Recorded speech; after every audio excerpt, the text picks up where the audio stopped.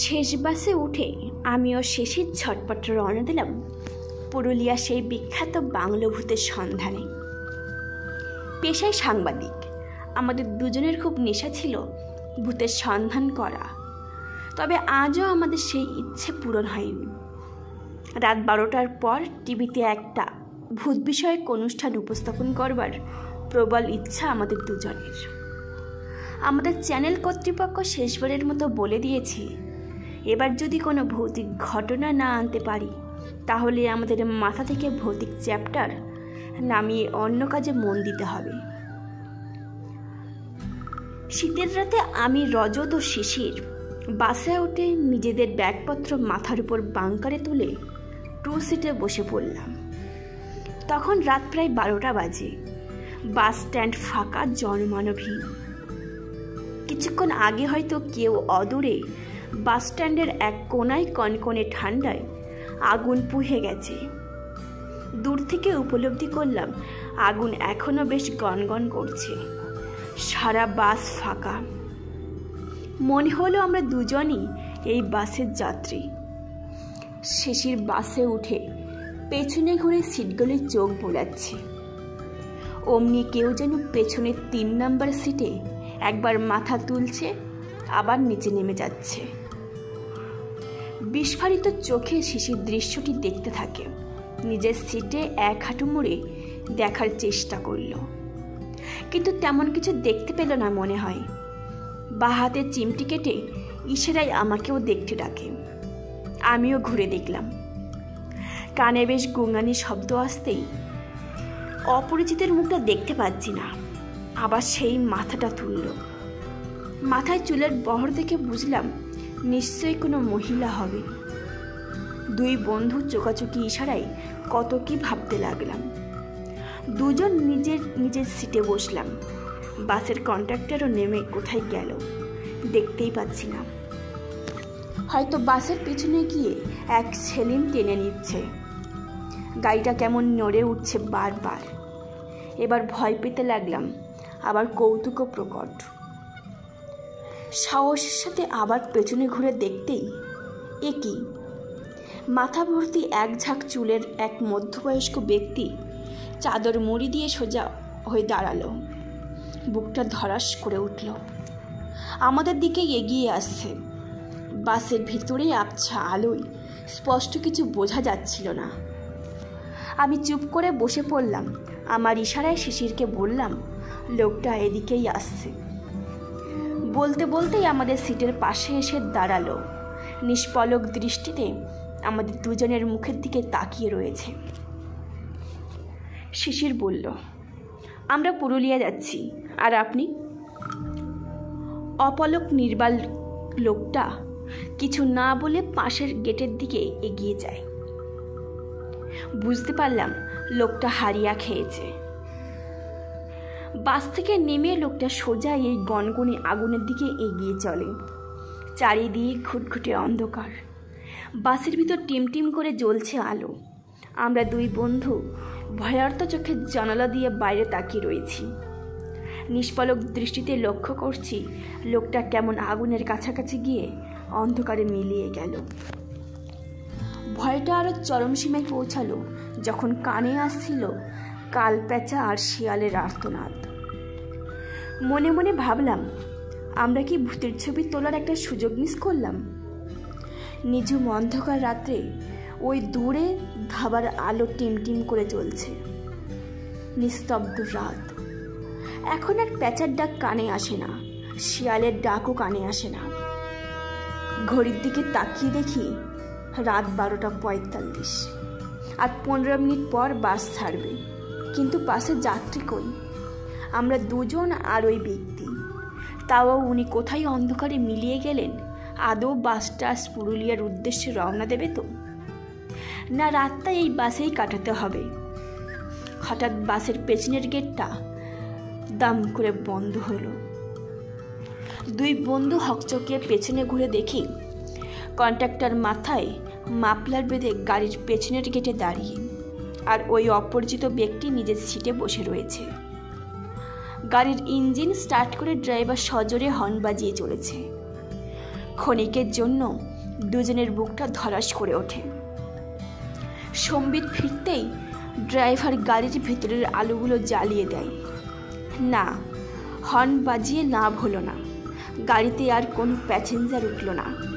পেছনের গেটে দাঁড়িয়ে থাকা কন্ডাক্টর গেট বন্ধ করে ঠকঠক করে ড্রাইভারকে ইঙ্গিত দিল গাড়ি এগিয়ে নিয়ে যেতে। হয়তো সেদিন আমরা তিনজনেই গাড়িতে যাত্রী ছিলাম। আমাদের পুরুলিয়া পৌঁছতে পৌঁছতে প্রায় ভোর 5টা বাজবে। রাস্তায় দুধারে সারি সারি গাছ, মাঝে মধ্যে শিয়াল রাস্তার এপার থেকে ওপার হচ্ছে।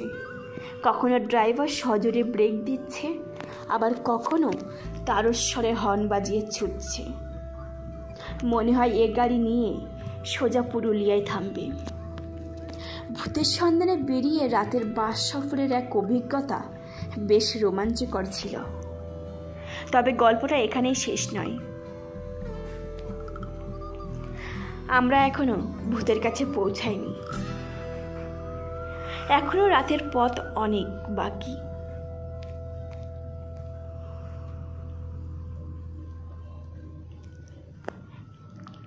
ভূতের সন্ধানে আমরা 2 সহকর্মী এতই কৌতূহলী ছিলাম যে আমাদের দুজনের চোখে ঘুম আসছিল না।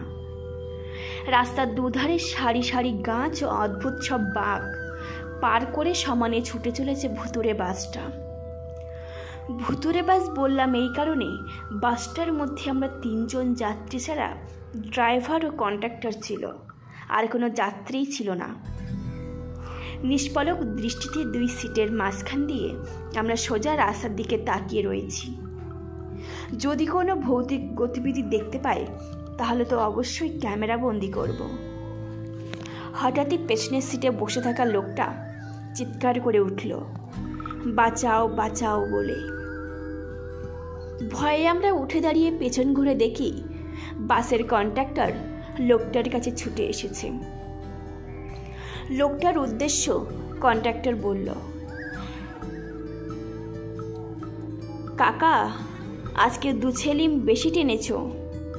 আমরা জিজ্ঞেস করে উঠলাম, লোকটার কি হয়েছে দাদা? উত্তরে কন্ডাক্টর বলল, ও কিছু না, নেশাটা একটু বেশি করেছে তাই আবল তাবল বকছে। উফ, এই বুঝি প্রাণ যায় যায় অবস্থা হয়েছিল। শিশিরের মনে একটাই ভয়, এবার যদি ভূতের সন্ধান না পায় তাহলে অফিসের ম্যানেজার বলেই দেবে, you have to leave forever. কথাটা অক্ষরে অক্ষরে আমাদের বুঝিয়ে দেবে। আমরাও ভগবানের নাম জপ না করে ভূতের নাম জপ করতে লাগলাম। হে ভূত, আমাদের দেখা দাও, দেখা দিয়ে আমাদের চাকরি বাঁচাও। 2 জন নিজেদের মধ্যে কথাবার্তা বলছি, এমন সময় আমার চোখে তন্দ্রা লেগে আসে। একটুখানি চোখ বন্ধ করতেই ড্রাইভার সজোরে ব্রেক কষে গাড়িটা দাঁড় করালো। 2 জনের মাথাটা সজোরে ধাক্কা খেল সামনের 2টো সিটে। কি হয়েছে বোঝার জন্য বাসের সামনের গেটের দিকে শিশির এগিয়ে গেল। বেশ সাহসের সাথে ড্রাইভার নিজের ডান দিকের দরজাটা খুলে নিচে নেমে গেল। তুষার সামনের বাঁ দিকের গেটের কাছে দাঁড়িয়ে বাইরে উকিঝুঁকি মেরে দেখার চেষ্টা করছে কি ঘটেছে। আমি পেছন ঘুরে তাকাতে দেখি কন্ডাক্টরও নিচে নেমে গেছে। পেছনের সিটে বসা পাগল সমান লোকটা তখনও 3 সিটে শুয়ে রয়েছে। হঠাৎ ড্রাইভার নিচে বাঁচাও বাঁচাও বলে চিৎকার করে নিজের সিটে উঠে বসে। মনে মনে ভাবলাম নিশ্চয়ই ডাকাত পড়েছে। কন্ডাক্টরও লাফ দিয়ে বাসে উঠে দরজা বন্ধ করে দেয়। শিশির ড্রাইভারকে জিজ্ঞেস করল, দাদা কি হয়েছে? ড্রাইভার বলল, বাঘে গাড়ির সাথে ধাক্কা খেয়েছে, আরও 2টো বাঘ রাস্তার পাশে দাঁড়িয়ে রয়েছে। ওই দেখো দেখো, চোখগুলো কেমন জলজল করছে। মনে মনে ভাবলাম আমরা এবার বাঘের পেটেই যাব, তাই শেষবারের জন্য রাম নাম জপ করতে লাগলাম। শুনেছি বিপদকালে ভগবান রাম একমাত্রই ভরসা। ড্রাইভারকে আমি বললাম, দাদা গাড়িটা পাশ কাটিয়ে এগিয়ে নিয়ে চলুন। আপনার যদি জানা থাকে সামনে কোথাও পুলিশ ফাঁড়িতে খবর দিয়ে আহত বাঘটিকে উদ্ধার করতে বলুন। ড্রাইভার বলল, কথাটা মন্দ বলেননি, দেখছি কি করা যায়। কোনো মতে গাড়িটা পাশ কাটিয়ে কিছু দূর যাওয়ার পর ড্রাইভার আবার গাড়িটা দাঁড় করালো। দাঁড় করিয়ে সোজা পুলিশ ফাঁড়িতে চলে যায়। পুলিশের কাছে সমস্ত ঘটনা বলে। পুলিশ তৎক্ষণাৎ গাড়ি নিয়ে সাথে উদ্ধারকারী দলকে ঘটনাস্থলে পৌঁছে যায়। আমরা কিছুক্ষণ অপেক্ষা করবার পর ড্রাইভার ও কন্ডাক্টরকে থানার ভেতরে যেতে বলে পুলিশ। গাড়ির কাগজপত্র রেখে ড্রাইভার আবার গন্তব্যের দিকে গাড়ি নিয়ে রওনা দেয়। আমাদের দুজনের চোখে যদিও সামান্য তন্দ্রা লাগছিল, সেও সেদিনের মতো উধাও হয়ে গেল। তখন রাত প্রায় 3:30 বাজে। আবারও ড্রাইভার সজোরে ব্রেক কষে গাড়ি দাঁড় করায়। ড্রাইভারের কাছে এগিয়ে গেলাম। সামনের রাস্তার দিকে তাকিয়ে দেখি বিশাল বড় সাপ রাস্তার এপাশ থেকে ওপাশ করছে। জীবনে নিজের চোখে এত বড় সাপ আগে কখনো দেখিনি, তাই বিশ্বাস হচ্ছিল না। আমরা 2 সহকর্মী চোখ বিস্ফারিত করে সাপটিকে দেখতে লাগলাম। আপন ছন্দে সাপটা আমাদের রাস্তার ডান দিক থেকে বাঁ দিকে চলে গেল। ড্রাইভারকে জিজ্ঞেস করলাম, দাদা, এত বড় সাপটা কি সাপ ছিল? ড্রাইভার বলল, নাম আমারও জানা নেই। জঙ্গলের রাস্তা, এখানে আমরা প্রায় এমন বিষধর সাপ ও নানান জন্তু জানোয়ার দেখি, ভয় পাওয়ার কিছুই নেই। মনে মনে ভাবলাম, অভিজ্ঞতা যে কি হচ্ছে তা বেশ টের পাচ্ছি। আমি জিজ্ঞেস করলাম, দাদা, পুরুলিয়া বাস স্ট্যান্ড পৌঁছতে আর কত সময় লাগবে? ড্রাইভার বলল, এই ধরুন এখন 4টে বাজে, আমরা প্রায় 5টার সময় পৌঁছে যাব। তবে আজ একটু বেশি সময় লাগতে পারে, কারণ ওই বাঘটার জন্য আমাদের কিছুক্ষণের জন্য দাঁড়াতে হয়েছিল। শিশির জিজ্ঞেস করল, দাদা, একটা কথা জিজ্ঞেস করব? কন্ডাক্টর বলল, হ্যাঁ বলুন না। একটা কেন, 10টা জিজ্ঞেস করুন, আজ হাতে অনেক সময় আছে। না মানে, আপনারা এত রাতে ফাঁকা বাস নিয়ে যাচ্ছেন, আপনাদের লাভ কিছু হয়? লাভ লোকসান বুঝি না দাদা, আমাদের মালিক বলেছে গাড়ি চালাতে আমরা চালাচ্ছি, তবে সকালে যখন গাড়ি নিয়ে আবার মেদিনীপুর শহরে ফিরব, তখন আমাদের যা প্যাসেঞ্জার হয় এই ফাঁকা সময় গেলে তা পুষিয়ে যায়।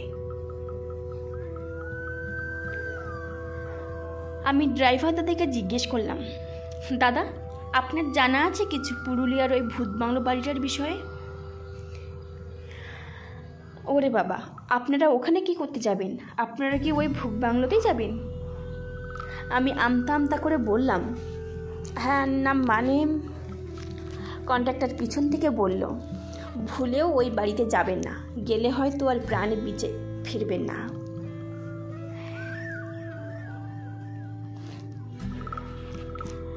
ড্রাইভার হেসে হেসে বলল, যদি লোক থাকতো তাহলে কি বাড়িকে কখনো ভূত বাংলো বলে? এখনো ঘন্টাখানেক বেশি পথ বাকি। চোখে যদিও কোনো ভৌতিক কাণ্ড কিছুই ধরা পড়েনি, কিন্তু আমাদের উদ্দেশ্য যেটা তা পূরণ করতে হলে ভূত দেখতেই হবে। ড্রাইভার ও কন্ডাক্টরের সাথে কথা বলতে বলতে সহকর্মী শিশির কখন ঘুমিয়ে পড়েছে আমি বুঝতেই পারিনি। ড্রাইভার আপন খেয়ালে গাড়ি চালিয়ে চলেছে। ক্ষণিক সবাই চুপচাপ। আমার গলায় ঝোলানো ক্যামেরাটা নাড়াচাড়া করে দেখছি। হঠাৎ দেখতে পেলাম বহু দূরে দাউ দাউ করে আগুন জ্বলছে। আমি ড্রাইভারকে জিজ্ঞেস করলাম, দাদা, এই আগুন কিসের? ড্রাইভার আমাকে ইশারায় চুপ থাকতে বলল। বুঝলাম ভৌতিক কিছু ঘটবেই। ক্যামেরা অন করলাম, ভিডিওগ্রাফি শুরু করলাম। কন্ট্রাক্টর সামনের গেটে এগিয়ে এলো। ততক্ষণে গাড়ির ভেতরে আলো সব বন্ধ। নাইট ভিশন ক্যামেরায় ছবি তুলে চলেছি। এমন দাউ দাউ করে আগুন জ্বলে আগে কখনো দেখিনি। মনে যেটা সন্দেহ ছিল কাছাকাছি পৌঁছতেই ঠিক সেটাই হলো। আমাদের বাসটা যত এগিয়ে চলেছে ততই আগুনটা যেন আমাদের কাছাকাছি আসছে। শিশির ড্রাইভারকে জিজ্ঞেস করলো, এমন আগুন জ্বলছে কেন? হয়তো গ্রামের কেউ মারা গেছিল, তার দাহ করেছে, সেই কারণেই আগুন জ্বলছে। দূর দূর বুকের জানালার ফাঁক দিয়ে দাউ দাউ করে আগুন জ্বলার দৃশ্য দেখতে লাগলাম। সহসা আমার নজরে পড়ল আগুনের পাশে কেউ যেন বসে আছে।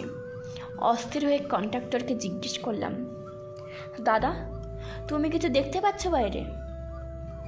কন্ডাক্টর গলাটা জানালার বাইরে বের করে দেখে, মাথাটা আবার ভিতরে ঢুকিয়ে আমার দিকে ঘাড় ঘুরিয়ে বলল, ও কেউ না, ডোম হবে, আগুন নেবার অপেক্ষা করছে, আগুন নিভে গেলেই চলে যাবে। মনে মনে ভাবলাম, ডোমের সত্যি সাহস আছে। একা একা শ্মশানে জ্বলন্ত চিতার সামনে বসে থাকা সাধারণ বিষয় নয়, লোকটার বুকে সাহস আছে মানতে হবে। ক্যামেরাটা তাক করে রাখলাম জ্বলন্ত আগুনটার দিকে। আগুন বলাটা ভুল হবে, জ্বলন্ত চিতার দিকে। কিছু দূর যাওয়ার পর জানালার ফাঁক দিয়ে পূব আকাশে তাকিয়ে দেখি রক্তরেখা তৈরি হয়েছে। বুঝতে অসুবিধা হলো না, ভোর হয়ে এসেছে। কন্ডাক্টরকে জিজ্ঞেস করলাম, দাদা আমাদের নামার স্টপেজ আসতে আর কত সময় লাগবে? কন্ডাক্টর বলল, আর মিনিট 15 লাগবে, আপনাদের লাগেজ সিটে নামিয়ে রাখুন। ড্রাইভার দাদা আমাদের বলল, কোনো হোটেল বুক করেছেন? না করে থাকলে নেমে বাস স্ট্যান্ডের পাশের গলিতে প্রথম দুটো বাড়ি ছেড়ে যে বাড়িটা পড়বে ওটা আমার চেনা পরিচিত একজনের, আমার নাম বলে থাকতে পারেন। শিশির বলল, না না, আমাদের আগে থেকে হোটেল বুক করা আছে, ধন্যবাদ দাদা আমাদের এই রাতে নিয়ে আসার জন্য।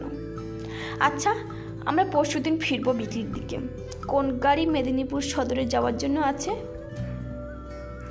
কন্ডাক্টর বলল, আজ বিকেল 5:25 একটাই বাস, সেই বাস লাস্ট বাস, ওটা না পেলে আর কোনো বাস নেই। আবার পরের দিন সকালে ভোর 4টে প্রথম বাস ছাড়বে, সেই বাসে ফিরতে পারেন। অসংখ্য ধন্যবাদ জানালো শিশির। বাস থেকে নেমে তন্দ্রা জড়ানো চোখে কনকনে ঠান্ডায় একটা চায়ের দোকান খুঁজতে লাগলাম। আগে 1 কাপ চা খাওয়া যাক, তারপর হোটেলের ঘরে যাওয়া যাবে। কুয়াশাচ্ছন্ন বাস স্টপের কাছাকাছি নিজেদেরই মুখ দেখতে পাচ্ছি না। খানিকটা এগিয়ে দেখলাম একটা আলো কুয়াশা ভেদ করে বাইরে বেরিয়ে আসার চেষ্টা করছে। বুঝলাম আলো জ্বলছে, হতে পারে কোনো চায়ের দোকান সকাল সকাল খুলেছে। 2 সহকর্মী সজোরে পা চালিয়ে আলোর উৎসের দিকে এগিয়ে যেতে দেখলাম একজন বয়স্ক ভদ্রলোক চা বানাচ্ছেন। দোকানের বাইরে পাতানো বেঞ্চ থেকে কুয়াশার জল মুছে নিজেদের লাগেজ রাখলাম। বেশ আড়মোড়া হয়ে ঘুমের অলসতা কাটিয়ে দোকানদার দাদুকে বললাম, দাদু 2টো বেশ গরমা গরম চা বানান, আর মুখ ধোয়ার একটু জল পাওয়া যাবে? দোকানদার দাদু সযত্নে মুখ ধোয়ার জন্য জলের মগ বাড়িয়ে দিলেন। চা বিস্কুট খেয়ে একটা করে সিগারেট ধরিয়ে হোটেলের উদ্দেশ্যে রওনা দিলাম।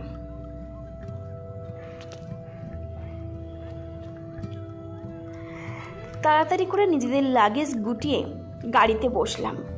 টাটা সুমো গাড়ি ছিল। গাড়ির পেছনের সিটে নিজেদের লাগেজ রাখলাম, আর মাঝখানে আমরা 2 সহকর্মী। কিছুটা পথ যাওয়ার পর ড্রাইভারকে জিজ্ঞেস করলাম, দাদা আপনার নাম কি? মুখে পান চিবুতে চিবুতে ড্রাইভার বলল, আমার নাম শ্রীহরি। শিশির বলল, দাদা আমরা তো এখন পুরুলিয়ার সেই কুখ্যাত ভূত বাংলো যাচ্ছি, তা আপনার কি কিছু সেই বাংলো সম্বন্ধে জানা আছে? মুখ থেকে পানের পিকটা ফেলে ড্রাইভার ঘাড় ঘুরিয়ে আমাদের দিকে দেখল। খানিকক্ষণ আমরা 3 জনে চুপচাপ থাকলাম। এরপর ড্রাইভার বলল, ওই ভূত বাংলোতে যে বা যারা গেছে তারা কোনোদিন ফিরে আসেনি। যারা ভিতরে যায় তাদের বডিটা পর্যন্ত পাওয়া যায় না, শুধু মুন্ডুটা কেউ যেন আধার রাতে ভূত বাংলোর গেটের বাইরে ছুঁড়ে ফেলে দিয়ে যায়। এরকম ঘটনার রহস্য উদ্ঘাটন করার জন্য অনেকেই শহর থেকে এসেছেন, কিন্তু কেউ এই রহস্য উন্মোচন করতে পারেনি। আমি ড্রাইভারকে জিজ্ঞেস করলাম, আচ্ছা দাদা, ওই ভূত বাংলোটা পূর্বে কাদের ছিল? ওই ভূত বাংলো আজ থেকে 500 বছর আগে এক সাঁওতালি জমিদারের। তাদের বর্তমান পুরুষরা এখনো জীবিত আছে, কিন্তু তারা এই দেশে থাকে না। কেউ আমেরিকা, কেউ ব্রিটেন, আবার শুনেছি অনেকে কানাডায় থাকে। যেহেতু পৈতৃক সম্পত্তি, সেহেতু এখনকার যারা ওই সম্পত্তির দাবিদার তাদের মধ্যে মতবিরোধ তৈরি হয়েছে। জঙ্গল ঘেরা রাস্তায় আমাদের গাড়ি হু করে ছুটে চলেছে। ক্ষণিকের মধ্যে পশ্চিম আকাশে সূর্য অস্ত যাবে। আমাদের সূর্য অস্ত যাওয়ার আগে ওই কুখ্যাত ভূত বাংলোয় পৌঁছতে হবে। সামনে তাকিয়ে দেখি একটা চেকপোস্ট রয়েছে। ড্রাইভার বলল, আপনি যদি চেকপোস্টে কেউ জিজ্ঞেস করে আপনারা কোথায় যাচ্ছেন, তাহলে বলবেন আমরা রামপুরের এক আত্মীয়র বাড়ি যাচ্ছি। তাদের বাড়িতে পুজোর অনুষ্ঠান আছে, সেই অনুষ্ঠানে যাচ্ছি। আমরা বললাম, তাই বলবো। চেকপোস্টে গাড়ি পৌঁছতেই একজন কর্মী এসে আমাদের গাড়ির ভিতরে উকিঝুঁকি দিয়ে আমাদের দুজনকে বাইরে বেরোতে বললেন। ড্রাইভারকে বলল পেছনের ডিগিটা খুলতে। ড্রাইভার গাড়ি থেকে নেমে গাড়ির পেছনের ডিগি খুলে সরকারি কর্মীদের দেখালো। কোনো প্রকার সন্দেহজনক কিছু না পাওয়ায় আমাদের চেকপোস্ট থেকে ওপারে যাওয়ার অনুমতি দিল। চেকপোস্ট থেকে বেরিয়ে মিনিট 10 পথ যাওয়ার পর বাঁদিকে একটা মোড় মাথায় ড্রাইভার গাড়ি দাঁড় করিয়ে বলল, আপনারা এখান থেকে বাঁদিকের এই জঙ্গল পথ ধরে হেঁটে যান। মিনিট 10 যাওয়ার পর এরকম আবার একটা চেকপোস্ট পাবেন। সেখানে আপনাদেরকে অনুমতি নিয়ে ওই ভূত বাংলায় প্রবেশ করতে হবে। চেকপোস্টের গেটে লম্বা চওড়া এক সিকিউরিটি গার্ডকে দেখলাম। যেই আমরা বললাম ভূত বাংলোর ভেতরে প্রবেশ করব, অমনি উনি হুঙ্কার ছেড়ে বললেন, বেরিয়ে যান এখান থেকে। এই সেদিন একজন ভেতরে ঢুকেছিলেন, আজও তিনি ভেতর থেকে ফেরেননি। আপনাদের সাহসের বলিহারি। ওনার এমন বাক্যবাণে আমাদের পরিকল্পনা ভেস্তে যেতে বসেছে। শিশির বলল, দাদা একটা কথা বলবো। উনি বললেন, যা বলার আছে তাড়াতাড়ি বলুন, তাড়াতাড়ি বলে এখান থেকে কেটে পড়ুন। শিশির একটা 500 টাকার নোট পকেট থেকে বার করে সিকিউরিটি গার্ডকে দেওয়ার চেষ্টা করল, কিন্তু কোনো প্রকার টাকার দিকে না তাকিয়ে চিৎকার করে বললেন, এখান থেকে যাবেন না আমাকে বিকল্প রাস্তা বের করতে হবে, ডাকবো পুলিশকে। সেদিনের মতো নিরাশ হয়ে 2 সহকর্মী আমি ও শিশির সদর পুরুলিয়ায় ফিরে এলাম। রুমে বসে নানান পরিকল্পনা বার করার চেষ্টা করলাম। রাতে অদূরেই এক পাড়ায় অনুষ্ঠান চলছিল। আমরা হোটেলের ম্যানেজারের সাথে কথা বলে সেই অনুষ্ঠান দেখতে গেলাম।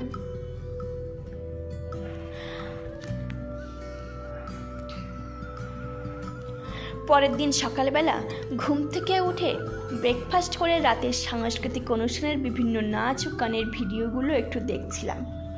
হঠাৎ রুমে এসে এক হোটেল কর্মী আমাদের বলল, স্যার আমাদের ম্যানেজার ডাকছেন, হয়তো উনি কিছু বলবেন। শিশির গায়ে একটা গেঞ্জি পরে নিচে রিসেপশনে ম্যানেজারের কেবিনে গেল। ম্যানেজারের কাছ থেকে শিশির ফিরে আমাকে জড়িয়ে ধরে আনন্দে নাচতে নাচতে বলল, ভাই আমরা সফল হয়েছি। আজ ঠিক দুপুর 2টোয় আমরা ভূত বাংলোর পেছনের গেট দিয়ে ভেতরে প্রবেশ করতে পারবো, কিন্তু বিনিময়ে 2000 টাকা খসাতে হবে, তবেই তা সম্ভব হবে।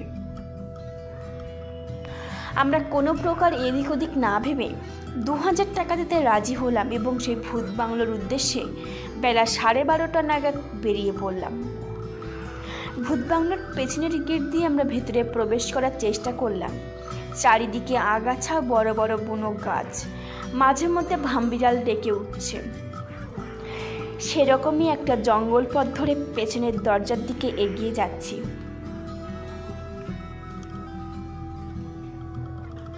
পিছনের দরজার কাছে পৌঁছানোর সঙ্গে সঙ্গেই ভূত বাংলার বাইরের পরিবেশটাকে পর্যবেক্ষণ করে নেওয়া প্রয়োজন মনে হলো। মূলত কোনো বিপদের সময় শর্টকাট পথ কী হতে পারে তার সন্ধান করলাম। আমার বন্ধু শিশির বাংলার দক্ষিণ প্রান্তের দিকে ধীর পায়ে এগিয়ে গেল। আমি ভূত বাংলার উত্তর প্রান্তের দিকে ধীর পায়ে এগিয়ে গেলাম। গলায় ঝোলানো ক্যামেরা চালুই আছে। নাকে পচা দুর্গন্ধ আসতে লাগলো। মাস্ক চাপা দিয়ে ভূত বাংলার চারিদিকে প্রদক্ষিণ করার চেষ্টা করলাম। আগাছা ঘেরা পথে যেতে যেতে এমন সময় হোঁচট খেয়ে দেখি আমার পায়ে একটা ধারালো অস্ত্র ঠেকল। ধারালো অস্ত্র মাটিতে ঢুকেছিল। নিচের দিকে তাকিয়ে দেখি শুকনো চাপ চাপ রক্ত পড়ে রয়েছে। সঙ্গে সঙ্গে বুকের ভেতরটা হিম শীতল হতে লাগলো। দুর্গন্ধটা যেন আরো বেশি করছিল। বুঝতে অসুবিধা হলো না আশেপাশে কোথাও কিছু মরে পড়ে রয়েছে। শিশির চিৎকার করে উঠল। এক নিঃশ্বাসে দৌড়ে এসে আমার কাছে পৌঁছালো। কি হলো শিশির, এমন চিৎকার করে দৌড়ে এলি? শিশির বলল, ভাই ওখানে কিছু একটা মরে পড়ে রয়েছে, হয়তো কোনো মানুষের পচা গলা মৃতদেহ, কিন্তু আমি তার মুন্ডু দেখতে পেলাম না। আর বড় দরজার ফাঁকে রহস্যময় সাদা কেউ দাঁড়িয়ে রয়েছে। ঘরের ভেতরের দিকে মুখ করে দাঁড়িয়েছিল, তাই তার মুখ দেখতে পারলাম না। ভয়ে দুই বন্ধু এক জায়গায় স্থির হয়ে দাঁড়িয়ে রইলাম। ধীরে ধীরে মনের মধ্যে সাহস সঞ্চয় করতে লাগলাম। এইটুকু চিন্তা করলাম, শরীরের গঠন ধরে ভূত হয় না। এমন ভূত আমরা জীবনে কখনো দেখিনি বা দেখবও না। এখানে রহস্য অন্য কিছু আছে। ধীর পায়ে দুই বন্ধু সেই পচা গলা মৃতদেহের দিকে এগিয়ে গেলাম। দূর থেকে অনুধাবন করলাম এটা একটা মৃতদেহ। এ নিয়ে কোনো দ্বিমত নেই। আখ খোলা দরজার ফাঁকে তাকিয়ে দেখলাম সেরকম সন্দেহজনক কাউকে দেখা গেল না। এবার আমরা আলাদাভাবে যাওয়ার চেষ্টা করলাম না। যেদিকেই গেলাম একসাথেই গেলাম। তখন প্রায় সন্ধ্যা ঘনিয়ে আসে। দেখলাম ভূত বাংলার পশ্চিম দিকের দেওয়ালে একটা গর্তের মতো আছে, যেটা শর্টকাট পথ হিসেবে আমরা বেছে নিতে পারি। সন্ধ্যা ঘনিয়ে আসতেই আমরা বাংলার দক্ষিণ দিকের এক কোণায় অবস্থান করলাম। আমাদের ব্যবহৃত কোনো আলো আমরা জ্বালালাম না, সমস্ত আলো বন্ধ রাখলাম। প্রতীক্ষায় থাকলাম আজকে রাতে সেখানে কোনো প্রকার শব্দ শোনার বা অশরীরী কিছু দেখার। এখন প্রায় রাত 8টা বাজে। এমনি বাংলো এলাকায় থমথমে নিস্তব্ধতা থাকে। হঠাৎ শিয়ালের হাঁক শুনতে পেলাম। একটা শিয়াল তো আমাদের সামনে দিয়ে হুশ করে বেরিয়ে গেল। আমরা দুই সহকর্মী ভয় না পেয়ে সাহসিকতার সাথে সেই জায়গায় অপেক্ষা করলাম। এই ভূত বাংলোর নানা খুনের রহস্য উন্মোচন করে যাব আমরা। শিশির মূল গেটের দিকে চোখ রাখল। আমি বাংলোর দেওয়ালে ছোট্ট গর্তের দিকে চোখ রাখলাম। বাংলার ভিতরে কোনো কিছুর আগমন বা কোনো কিছুর গমন, এই দুটো পথই মূল পথ। হঠাৎ পশ্চিম দিকের দেওয়ালে গর্তের ওখানে মানুষের পায়ের শব্দ শুনতে পেলাম। সজাগ দুই বন্ধু অপেক্ষা করতে লাগলাম কি হয় এরপর দেখি। অন্ধকার রাতে কিছু আসলেও খালি চোখে দেখা সম্ভব নয়, কারণ কোনো আলো নেই ওখানে। শুধুমাত্র আমরা অনুভব করতে পারি বাইরে থেকে কেউ যেন একটা বড় টর্চের আলো বাংলোর ভেতরে ফেলল, প্রধানত বাংলোর প্রবেশের মূল দরজায়। আমরা দুই বন্ধু অপেক্ষায় রয়েছি এরপর কি ঘটে তা দেখার জন্য। সন্দেহটা ঠিক হলো। সঙ্গে সঙ্গে ভূত বাংলোর দরজাটা বিকট শব্দে খুলে গেল। আমরা নিশ্চিত হলাম ভেতরে আগে থেকে কেউ একজন ছিল। যেহেতু আমরা চোখে কিছু দেখতে পাচ্ছি না, সেহেতু কান পেতে অনুভব করা ছাড়া উপায় ছিল না। বাংলোর বাইরে দেওয়ালের গায়ে ছোট্ট গর্তের ভিতর দিয়ে জনা পাঁচেক মতো হবে ভেতরে প্রবেশ করেছে। দুই সহকর্মী চুপচাপ বসে রয়েছে এক জায়গায়। ঘণ্টাখানেক পর বাংলার ভেতর থেকে কানে এলো গত রাতের সাংস্কৃতিক অনুষ্ঠানে এক আদিবাসী ভাই বোনদের নৃত্যের বাজনার সুর। বুঝতে অসুবিধা হলো না ভেতরে যে বা যারা আছে তারা এই এলাকারই হবে।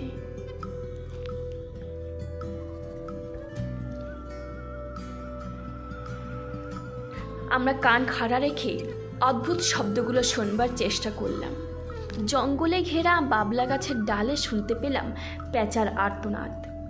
বুঝতেই পারছিলাম না প্যাঁচা বিপদে পড়েছে না প্যাঁচা কোনো শিকার ধরেছে। হয়তোবা শিকারের আর্তনাদ, গায়ে কাটা দিয়ে আসে, বুক ধরফর করে। শিশিরের বাড়ি গ্রামে হওয়ায় প্যাঁচার ডাকের কারণ আমাকে ফিসফিস করে বলল। সে বলল, ভয় পাস না রজত, এই প্যাঁচা হয়তো বুনো ইঁদুর ধরেছে। ইঁদুরটা বেশ বড়, তাই বাঁচার তাগিদে মরণপণ লড়াই করছে। ভয় পাওয়া আর না পাওয়া বড় কথা নয়, পরিবেশটাই ভয়ের। খানিক পরে লক্ষ্য করলাম কারা যেন পাঁচিলের গর্তের ভেতরে মুখ ঢুকিয়েছে। জঙ্গলের ঝরা পাতা চায়ের কাপে খচখচ খচমচ শব্দ সৃষ্টি করছে। শব্দটা জোরালোভাবে কানে এলো। বুঝতে অসুবিধা হলো না আমাদের বিপদ সম্মুখে। সেই শব্দ শুনে হয়তো ভয়ে সাই সাই করে প্যাঁচাটা গাছের ডাল থেকে উড়ে গেল। ঝরা পাতার খচমচ শব্দ ক্ষণিকের জন্য স্তব্ধ। কিচ্ছু একটা ধূপ করে পড়বার শব্দ শুনে আমার তো ভয়ে সারা শরীরে যেন বিদ্যুৎ খেলে গেল। ভাগ্যিস শিশির পাশে ছিল। শিশির বলল, ভয়ের কিছু নেই, ওই ধূপ করে যেটা শব্দটা হলো ওটা অন্য কিছু না, হয়তো কোনো বিষধর সাপ উঁচু গাছ থেকে পড়ল, নতুবা ওই বুনো ইঁদুরটা প্যাঁচার মুখ থেকে খসে পড়ল, তাই এই শব্দ। জঙ্গল ঘেরা বাংলো থেকে প্যাঁচাটার ডানা ঝাপটা দিতে দিতে বেরিয়ে যাওয়ায় আমাদের মনে হলো বাংলোটার চারপাশে কেউ নেই, শুধু আমরা দুটো প্রাণীই উপস্থিত। কিছুক্ষণ নিস্তব্ধ, গাছের পাতা পর্যন্ত নড়ে না। আমরা স্থির বসে রয়েছি। এমন সময় আবার সেই খচমার শব্দে কেউ যেন অন্ধকার ঠেলে আমাদের দিকে এগিয়ে আসছে। পোড়ো বাংলোর জীর্ণ শীর্ণ ঝোলা বারান্দার দিকে এক কোনায় আমরা দুই সহকর্মী বসে রয়েছি আর মনে মনে ঈশ্বরের নাম জপ করছি। হে ঈশ্বর, আমাদের বাঁচাও, আমাদের এই বিপদ থেকে উদ্ধার করো। যে বা যারা এগিয়ে আসছে তারা যদি আমাদের উপস্থিতি টের পায় তাহলে কাল সকালেই পুরুলিয়াবাসী আমাদের ধরহীন দেহ দেখতে পাবে। আমাদের টিভি চ্যানেলে ব্রেকিং নিউজ দেবে, খবর সংগ্রহে গিয়ে দুই সাংবাদিকের মৃত্যু ভূত বাংলোয়। শব্দটা অন্ধকার ভেদ করে ক্রমশ এগিয়ে আসছে। আমরা একা কোনায় বসে, আমার সারা শরীর কাঁপছে, মৃত্যু শিহরে। যে বা যারা আসছে তাদের হাতে যদি আলো থাকে আর সেই আলো যদি আমাদের উপর ফেলে তাহলে সর্বনাশ। শব্দটা কানে বেশি আসতে লাগলো। আমি রজত শিশিরকে বেশ শক্ত করে ধরেছি। শব্দটা বোধ হয় আমাদের থেকে মাত্র 2 ফুট দূরে। মনে মনে ভাবছি, এই বুঝি আলোটা জ্বলবে। কেউ আলো জ্বলার সাথে সাথেই আমাদের শিরচ্ছেদ হবে। অমনি শব্দটা আর হলো না। ঘুটঘুটে অন্ধকার। হঠাৎ কেউ যেন নাকে বেশ জোরে ফো করে একটা শব্দ করল। আমি উবু হয়ে বসেছিলাম, ভয়েই পেছনে উল্টে পড়েছিলাম। শিশির নিঃশব্দে আমাকে হেসড়ে তুলল, ফিসফিস করে বলল, চুপ, এটা কিছু না, একটা গন্ধ নাকে আসছে তোর, কিছু বুঝেছিস? আমি বললাম, গন্ধ পাচ্ছি, তবে কিসের গন্ধ তা বুঝতে পারছি না। শিশির কানে কানে বলল, এটা একটা ষাঁড়। আশেপাশে কোথাও শিব মন্দির আছে, ষাঁড়ের গায়েই এমনি গন্ধ হয়। ছোটবেলায় আমরা গ্রামের মেঠো পথ ধরে যখন স্কুল যেতাম তখন রাস্তায় কোনো ষাঁড় দাঁড়িয়ে থাকলে এমনি গন্ধ নাকে আসতো। আজ রাতে ষাঁড়টা এখানেই ঘুমোবে, কাল সকালে আবার চলে যাবে। চিৎকার করবি না, আমাদের সামনেই দাঁড়িয়ে রয়েছে, টের পেলেই গুটিয়ে দেবে। ধরাম করে ষাঁড়টা আমার গা ঘেঁষেই শুয়ে পড়ল। জোরে একটা নিঃশ্বাস আমার মুখে ছাড়ল।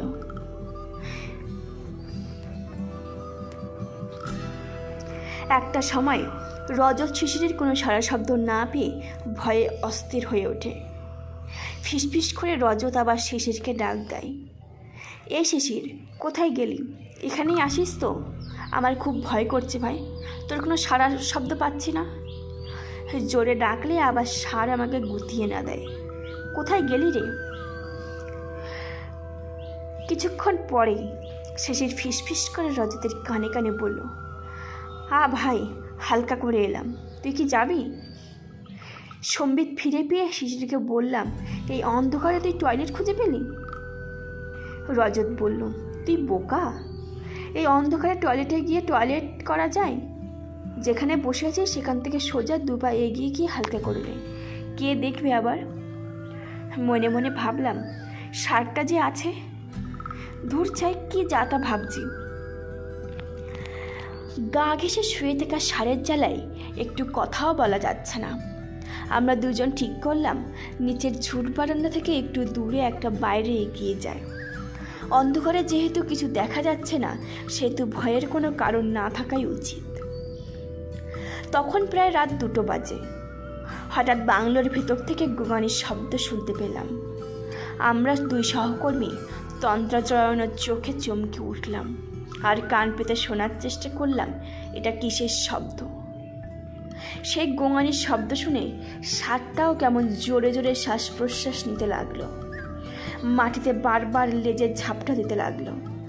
আমরা শুনেছি কোনো প্রকার বিপদ আসন্ন হলে পশুরা নাকি আগে টের পায়। হয়তো ষাঁড়টা ঠিক তাই টের পেয়েছে। ভাবলাম আজই ভৌতিক দৃশ্য দেখার সুবর্ণ সুযোগ। তাই কাল বিলম্ব না করে আমিও সহকর্মী শিশির ধীর পায়ে এগিয়ে গেলাম বাংলোর সদর দরজার দিকে। অন্ধকারে ঠাউর করতে করতে কখন যে মূল দরজার সামনে এসে পৌঁছেছি খেয়াল করিনি। হুঁশ ফিরল তখন, যখন সদর দরজার পাশে ঘরের জানালার ফাঁক দিয়ে সূক্ষ্ম সূক্ষ্ম আলো রেখা অন্ধকার ভেদ করে বাইরে বেরোনোর জন্য ছটফট করছে। তখনই সদর দরজার টপকে ওপারে গেলে পাশের ঘরের জানালার ফাঁক দিয়ে দেখার চেষ্টা করলে হয়তো ভেতরে কি ঘটছে বোঝা যাবে। সদর দরজার ঠিক দিকে চোখ রাখলাম আমি, আর ধীর পায়ে এগিয়ে গেল শিশির পাশের ঘরের জানালার দিকে। মনে হয় শিশির জানালার পাশে পৌঁছে গেছে। আমিও ধীরে ধীরে পৌঁছে গেলাম সেই জানালার পাশে। ঘরের ভিতরে আলো এতটাই তীব্র ছিল যে জানালার বাইরে দাঁড়িয়ে ক্ষুদ্র ফুটো দিয়ে এক চোখে ভেতরে দেখা মুশকিল।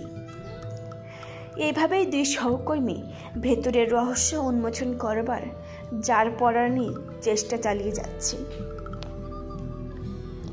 দীর্ঘক্ষণ ছোট জানালার ফাঁক দিয়ে তাকাতে তাকাতে চোখ ব্যথা হয়ে আসে। আমি ঘাড় ঘুরিয়ে পেছনে তাকাতেই হতভম্ব হয়ে যাই। এ কি? এটা আবার সামনে দাঁড়িয়ে কি? না, কিছু না। সামনে বিশাল বড় শাল গাছ দাঁড়িয়ে আছে। রাতের শেষ প্রহরে জ্যোৎস্নার আলো সামান্য ফুটে উঠেছে। সেই আলোয় বাইরে বেশ পরিষ্কার হয়ে এসেছে। আমি মুখ তুলে উপরে তাকিয়ে দেখি বিশাল বড় শাল গাছ। সেই শাল গাছের পাশে একটা চাম্পা গাছ। তার ডাল নুয়ে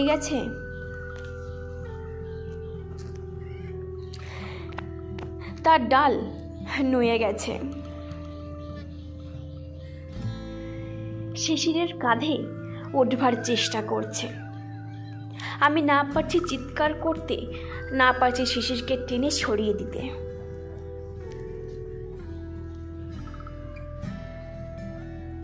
শিশির হয়তো ভেবেছে আমি তার ঘাড়ে বারবার হাত দেওয়ার চেষ্টা করছি, তাই আমার হাত সরানোর চেষ্টা করতে গিয়ে সাপটিকে সরানোর চেষ্টা করছে। হয়তো বুঝতে পেরে শিশির আস্তে করে ঘাড় ঘুরিয়ে যে পেছনে দেখে, অমনি সামনে মাত্র কয়েক ইঞ্চি দূরে সাপ তাকিয়ে শিশিরের দিকে আর শিশির তাকিয়ে সাপের দিকে। এই অবস্থায় শিশির একটু নড়লেই এক ছোবলে চোখ খুবলে নেবে। যে শিশির একটু নড়েছে সেই সাপটা ফনা তুলে ছোবল মারার পজিশনে। আমার চোখ বন্ধ হয়ে শুধু দুর্ঘটনার অপেক্ষায়। হঠাৎ সাই শব্দে কিছু একটা এলো আর চাম্পা গাছের ডালটা নড়ে উঠল। আমি চোখ খুলে দেখি সাপটা নেই, আর শিশির মাথার হাত দিয়ে উবু হয়ে বসে রয়েছে। আস্তে করে শিশিরকে জিজ্ঞেস করলাম, সাপটা কোথায়? শিশির বলল, ভূত পাচায় নিয়ে গেছে। আমি বললাম, ভাই আজ বড় বিপদ থেকে বেঁচে গেছিস, তা কিছু বুঝতে পারলি? ভেতরে ওই গোঙানির শব্দটা কিসের? একটা কথা বলবো, ভয় পাবি না তো? না, বল কি দেখলি? আর জিজ্ঞেস করিস না, আমার গা শিউরে উঠেছে। এই কোনায় বলি কি দেখলাম, তবে শব্দ করিস না। দেখলাম জানলার ফাঁক গলে ছিটকে আসা আলোর ঝলকানিতে শিশির পরিষ্কার দেখছে ঘরটার মধ্যে এক সাধু তন্ত্র সাধনায় মগ্ন। সারা ঘরময় ধোঁয়ায় কুণ্ডলি পাকাচ্ছে, বলি দেওয়ার তোড়জোড় চলছে। হাত পা বাঁধা, মুখে কাপড় বাঁধা, যাতে শব্দ না করতে পারে এমন একজন মেঝেই পড়ে রয়েছে। একজন বলি দিতে উদ্যত্ত, শান দেওয়া বিরাট খাড়া হাতে। ঘরের ভিতর থেকে দুর্গন্ধ আসছে। এতক্ষণে শিশির ও রজত বুঝে গেছে কাটামুন্ডু বাইরে পড়ার কারণ।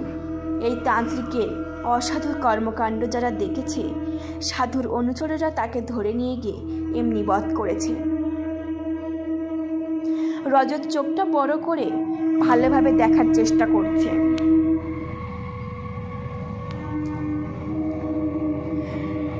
মুন্ডহীন কয়েকটি দেহ পড়ে রয়েছে, মাথায় ভিড়মি খাওয়ার উপক্রম। এমন সময় কে যেন পেছন থেকে শিশিরের পিঠে টোকা দিল। ভয়ে শিশির ঘাড় ঘুরিয়ে দেখে পুলিশ। পুলিশ? স্যার, আমরা সাংবাদিক, সংবাদ সংগ্রহে এসেছি। স্যার দেখুন দেখুন, ভেতরে কি ভয়ানক সব ঘটছে। এদের অ্যারেস্ট করুন স্যার। অ্যারেস্ট হবেই, তার আগে তোমরা ক্যামেরা নিয়ে তৈরি থাকো। আমরা ভেতরে ঢোকার চেষ্টা করব, তোমরা সব রেকর্ড করবে। আমরা আগে আগে যাব, তোমরা পেছনে পেছনে। পুলিশকে দেখে শিশির ও রজতের অনেকটা সাহস হলো। তিনজন পুলিশ বন্দুক হাতে এগিয়ে চলেছে, পেছনে পেছনে দুই সাংবাদিক বন্ধু। পুলিশকে দেখে শিশির ও রজত ওদের পেছনে পেছনে যেতে লাগলো। সদর দরজা পার করতেই পুলিশ দরজা বন্ধ করে দেয় এবং দুই সাংবাদিককে পিছু মোড়া করে ধরে ফেলে। ঠেলতে ঠেলতে ভেতরে নিয়ে গিয়ে চলে। কিছুই বোঝা গেল না পুলিশের আচরণে। পুলিশ দুষ্কৃতী ধরতে এসে সাংবাদিকদের সাথে এমনটা করলো কেন? নরবলি দেওয়ার স্থানে নিয়ে গিয়ে সাধু বেশে নরখাদকদের সামনে যেতেই বিষয়টা পরিষ্কার হলো। ওরা পুলিশ নয়, ওরা পুলিশ বেশে ওই ভণ্ড নরখাদকদের অনুচর। মানুষের গতিবিধি এরা নজরে রাখে ছদ্মবেশে। কদিন আগে যে লোকটার খোঁজ পাওয়া যাচ্ছিল না, সেই লোক এখানে মৃতপ্রায় অবস্থায় পড়ে রয়েছে। ধ্যানমগ্ন সাধু চোখ খুলে দুই সাংবাদিককে বলে, আয় আয়, তোদেরও বলি দেব, চেয়ে দেখ একে, এর বলি এক্ষুনি হবে। পুলিশ চৌকিতে প্রহরারত দুই কর্মীর চোখ সবে জুড়িয়ে আসছিল। অমনি একটা গাড়ি এসে থামলো। হর্ন শুনে দুই কর্মী চোখ মলতে মলতে এসে দেখেন বড় অফিসার গাড়ির মধ্যে। স্যালুট জানিয়ে বলে, সব ঠিক আছে স্যার। পেট্রোলিং ভ্যান এক্ষুনি বাংলোর পথে রাউন্ডে গেল। অফিসার চমকে ওঠেন। পেট্রোলিং গাড়ি আজ তো এদিকে আসেনি। সে কি বলছো তুমি? চার পুলিশ কর্মীকে নিয়ে গাড়ি ছুটল বাংলো বাড়ির উদ্দেশ্যে। বাংলোর ভিতরের গেট ও সামনের গেটের মাঝ বরাবর একটা গাড়ি দাঁড়িয়ে রয়েছে। গাড়িটা তখনও স্টার্ট অবস্থায় রয়েছে। অতি সাবধানে চার পুলিশ কর্মী বন্দুক উঁচিয়ে গাড়িটার দিকে এগিয়ে চলেছে। অনেক পর্যবেক্ষণ করে বোঝা গেল গাড়িটার ভেতরে কেউ নেই।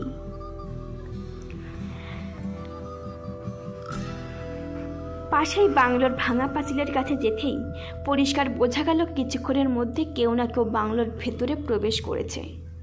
সাহসী অফিসার বাকি 3 সহকর্মীদের নিয়ে পাঁচিল টপকে ভেতরে প্রবেশ করলেন। যত এগোচ্ছেন ততই বোঝা যাচ্ছে ভেতরে কেউ না কেউ আছে। তখনও আকাশে জ্যোৎস্নার ঘোর আছে, টিপটিপ করে কুয়াশার জল পাতা থেকে ঝরে পড়ছে। ধর্মের ষাটটা কেমন ফোঁস করছে, মানুষের গতিবিধি টের পেয়ে। পুলিশ প্রথমে ভাবে হয়তো বন্য হাতি কোনোভাবে প্রবেশ করেছে, তাই সাবধানে পা ফেলতে ফেলতে এগিয়ে চলেছে। হঠাৎ ষাটটা তেড়ে আসে অফিসারদের দিকে। অবলা প্রাণীকে মারাচ্ছে, নিজেরা একটু সাবধান হতে ক্ষতি কি? তাই এদিক ওদিক করে পালাতে গিয়ে পড়ে থাকা বাঁশ কাটে খোঁচা খেতেই ভেতরের দুষ্কৃতীরা টের পায় বাইরে কেউ না কেউ এসেছে। ক্ষণিক স্তব্ধ, ভেতর থেকে অদ্ভুত শব্দ আসা বন্ধ। ধীরে ধীরে পুলিশ কর্মীরা আবার একত্রিত হয়ে বাংলোর মোড় দরজার দিকে এগোলেন। পচা দুর্গন্ধ নাকে আসতে লাগলো। মূল দরজায় কান পাততেই বোঝা গেল কেউ যেন পুলিশ কর্মীদের উপর নজর রাখছে। এক পুলিশ কর্মী জানালার পাশে গিয়ে চোখ রাখতেই অবাক হলেন।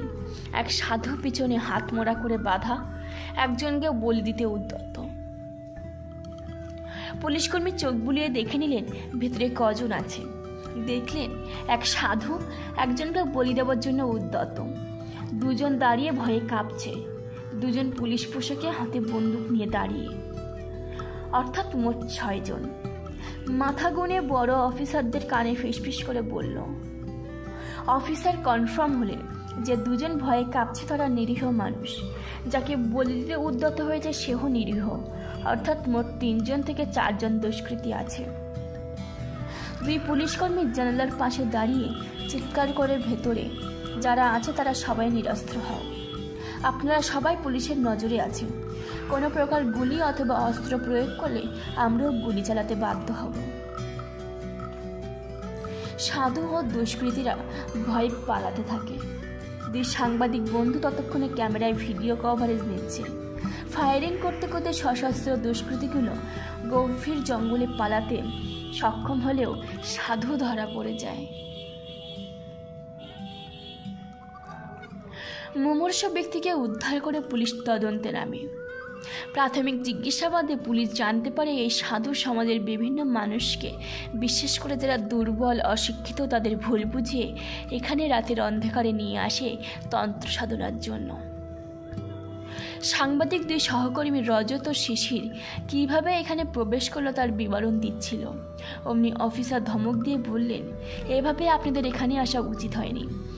যেখানে উপযুক্ত নিরাপত্তা না থাকে সেই সব স্থান এড়িয়ে চলা উচিত, অন্যথা দুর্ঘটনা কখন সামনে এসে পড়বে কে জানে। রজত বলে, না স্যার, আমি ভয় পাইনি, এমনি কাঁপছিলাম। যদি এমন কাঁপুনি দেখে সাধু দয়া পরশ হয়ে ছেড়ে দেয় তাই। আচ্ছা তাই? এমনটা হয় কখনো? যাই হোক, আপনারা সাহস দেখিয়ে বাংলার ভিতরে প্রবেশ করেছেন, তাই সাহসিকতার পুরস্কার পাবেন। আপনাদের নাম ঠিকানা এখানে নথিভুক্ত করে যান। তদন্তের স্বার্থে দাগ পড়লে অবশ্যই সাহায্য করতে হবে। রজত ও শিশির কলকাতার উদ্দেশ্যে রওনা দিয়ে ভাবছে, কাল হয়তো শেষ অফিস। ভূতের খোঁজ পাওয়া গেল না, উল্টে বিপত্তি। দেখা যাক কাল অফিস যায় বস কি বলে। পরের দিন অফিস যেতেই সবাই মিলে রজত ও শিশিরকে স্বাগত জানায়। সাহসিকতার সাথে রহস্যমরা বাংলোর প্রবেশ করে অসামাজিক কাজকর্মের লাইভ টেলিকাস্ট করা সবার পক্ষে সম্ভব নয়।